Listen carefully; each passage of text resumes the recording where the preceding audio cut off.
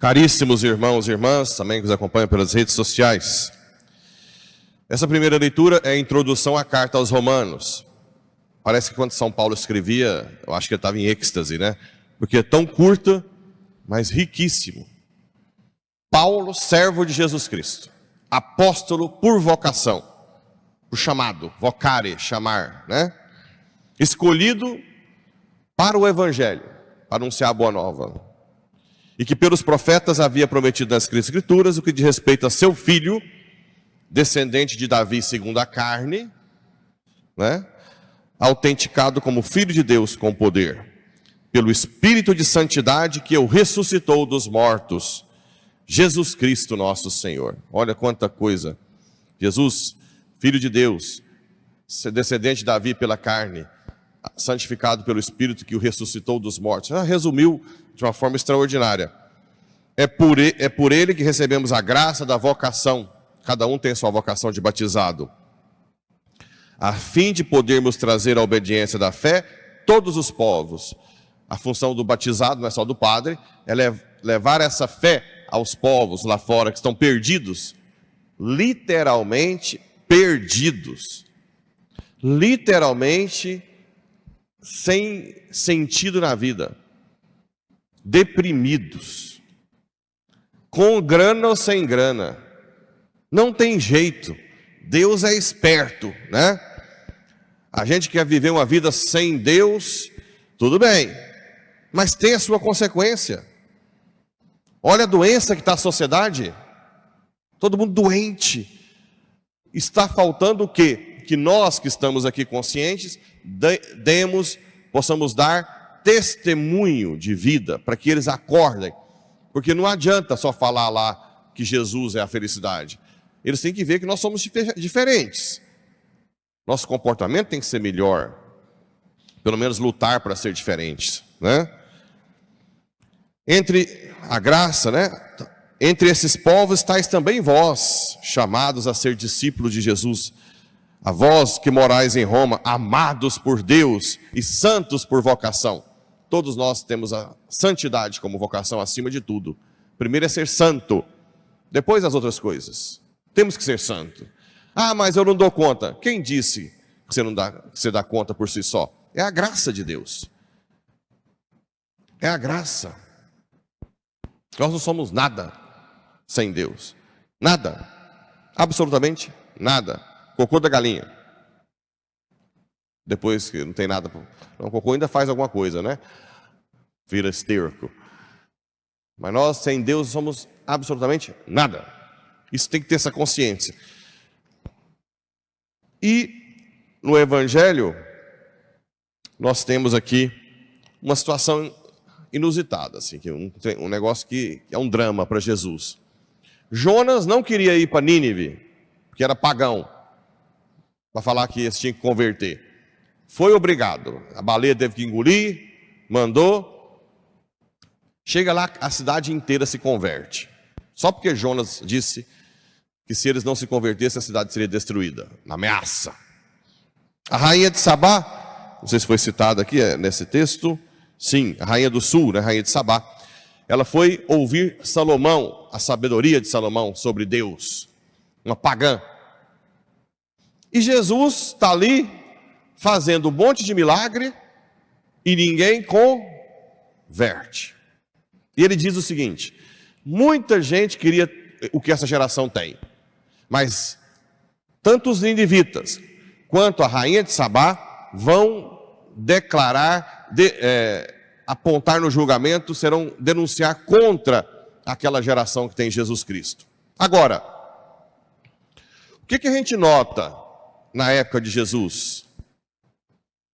Jesus foi com certeza quem mais fez milagres, não tem como, nem tinha esses milagres antes. É cego ver, paralítico andar, expulsar os demônios, curar, ressuscitou muita gente. Por que o povo não converte? É uma coisa para a gente pensar. Bem, um dos aspectos que nós temos visto é que nós temos a tendência de que quando as coisas dão certo demais para nós, a gente vai se afastando de Deus. Não é isso um sinal? Um sinal forte? Por isso que eu acho que Deus queria muito dar um monte de bênção para nós. Enricar todo mundo. E todo mundo entrar de carrão ali. E viajar para a praia todo ano. Mas qual seria o índice depois de existência, de missa diária, de santa missa dominical, de adoração? Altíssimo. Não pode dar um tamborete para o ser humano subir, que ele está achando que é alguma coisa. Esquece da merda que é. Hoje alguém de manhã falou assim: o senhor falaria palavrão diante de Jesus? Vai xingar? Não, mas falar para Jesus que sem ele eu sou uma merda, eu falava, de boa. Sem dúvida alguma. Isso não é palavrão. É dizer a realidade. Mas não pode dar um tamborete, né? Quando eu trabalhei em posto de saúde, como médico, o prefeito às vezes dava um cargozinho, não é nem a Secretaria de Saúde. Menino perseguia os outros assim como se fosse um... Falei, mas gente, vontade de chutar o tamborete para cair de cara no chão, né? É isso que Deus faz. Para salvar a gente antes de morrer, põe para sofrer. É a única forma que tem, ué. E a última saída, porque tem gente que mesmo sofrendo, ainda não cai a ficha. Então um dos aspectos que Deus tem que usar é as contas ficar difícil para pagar, né? Aí começa a sonha com aquele negócio, vou comprar um carro, de repente tem que vender até a moto para andar de bicicleta. Fazer o quê? Como é que faz?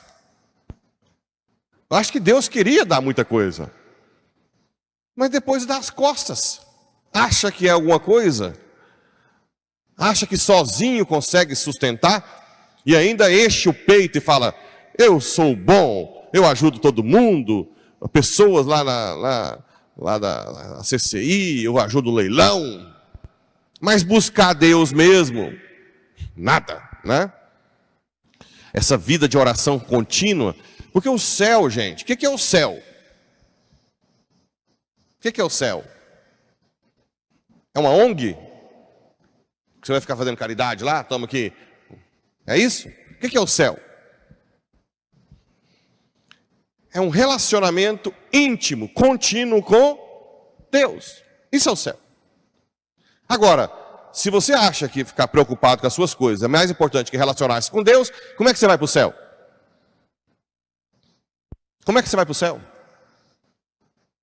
O céu, por isso que o céu na terra, os santos ensinam que é dentro de nós. Mesmo que o caldo está entornando lá fora, dentro da gente a gente sente uma paz. Por quê? Porque nós estamos em intimidade com Cristo.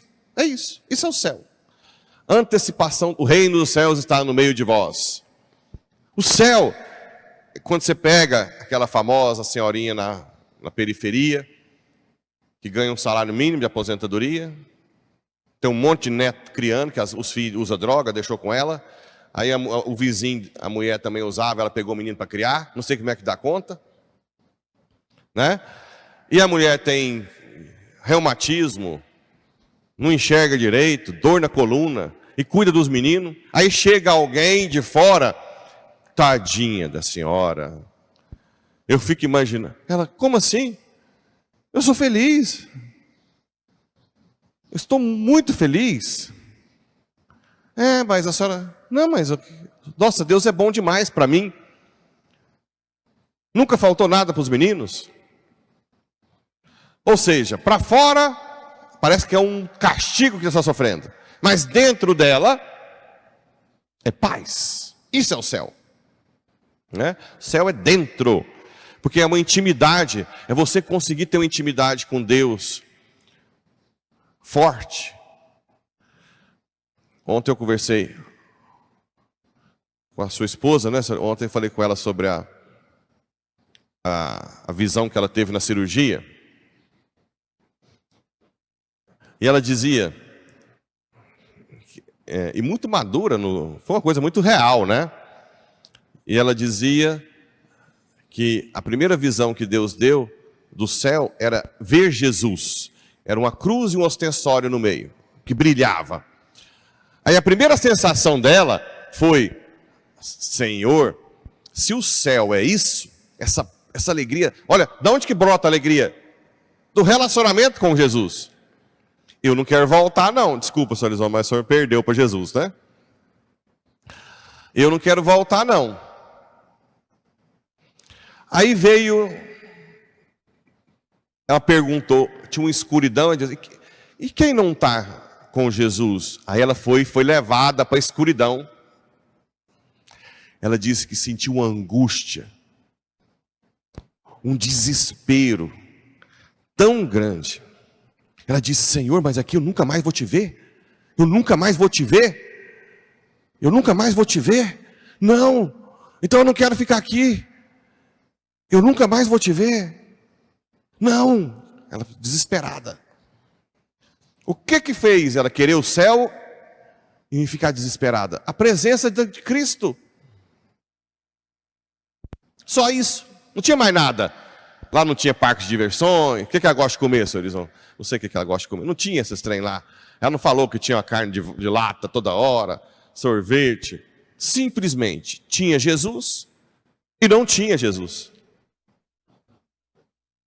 Só. Ou trouxe uma paz única, ou levou ao desespero enorme. E depois ela ficou perguntando: Senhor, ir à missa todos os dias. Aí ela ficava de frente de Jesus. Ou ir à missa, né? Faltar à missa, ela ia para a escuridão.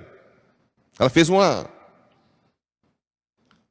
Não perdoar, ficava com Jesus. Não perdoar, ia para a escuridão.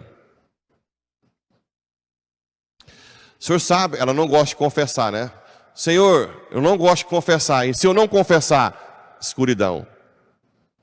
E se eu confessar, luz. Ela fez todo o exame de consciência dessa forma.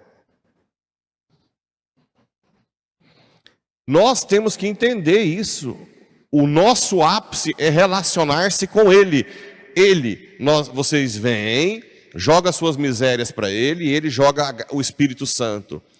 É o ápice. Nós configuramos a nossa vida a Cristo. Isso é o ápice do cristão. O resto... mas e quando faz caridade? Que Mateus 25 fala da caridade. Mas você faz a caridade com o Espírito Santo. Você reconhece que aquilo é graça. Isso é diferente. Eu falei ontem que muita gente bilionária que gosta de falar, o Bill Gates que faz caridade, que ajuda nas vacinas, e sei lá o quê, fez um monte de banheiros lá para a África para acabar um pouco com a cólera. Mas isso não adianta se você faz isso como se você fosse Deus. Porque você tem uma ideia ainda de dominar o mundo, de ser o protagonista. Tudo bem. Aí você vai com todos esses monte de coisa que você fez, mas você vai ficar no escuro, sem ver Jesus, porque você se achou autossuficiente. Você vai viver um desespero para sempre. E ela dizia que, perguntou, quem vai para o inferno, nunca mais vai te ver? Ele disse, nunca mais vai me ver. Né? Nunca mais. Fica aí, essa provocação. Jesus fez tudo de bom. O povo não convertia. Por quê? Mas lotava, né? Lotava de gente atrás dele.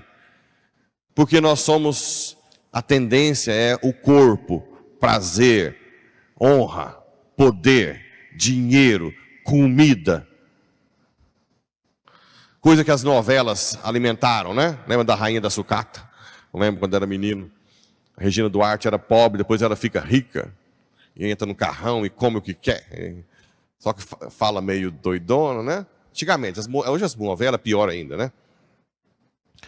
Mas as novelas falam que geralmente o marido é o ruim, não é? E o amante é o bonzinho. Não é assim? Todo mundo torce para ficar com o amante. É o contrário. Então essa ideia impregnou na sociedade. E na verdade a gente tem que entender que nós temos que renunciar ao corpo, aos prazeres, à honra, por um amor maior de doação, que só Cristo pode nos dar. Aí sim, nós vamos primeiro nos doar a Ele e receber a doação do amor dEle. E depois nos doar aos demais, sem querer nada em troca, porque o nosso coração foi primeiro preenchido aqui, com aquele que nos fará felizes para sempre. Simplesmente porque Ele vai estar conosco no céu. Só por isso. Só por isso. A única coisa que deixou ela com vontade de ficar era Cristo ficar ali. E a única coisa que fez ela desesperadamente querer voltar para confessar é a escuridão sem Cristo. Que um dia, no nosso último dia de vida, nós estejamos cada vez mais íntimos com Jesus. Íntimos. Íntimo com Ele, né? Com a ajuda dos santos, Nossa Senhora, todo mundo ao redor, nessa intimidade profunda. Porque vocês nem vão entender, nem vão conseguir ver a diferença, como diz minha avó, que morreu, diferenciar bem o último dia da sua vida com o céu. Vai ser quase que uma passagem sem problema. Porque aquilo que você vai ter no céu, você já vai ter no último dia da sua vida, que é a intimidade com Cristo.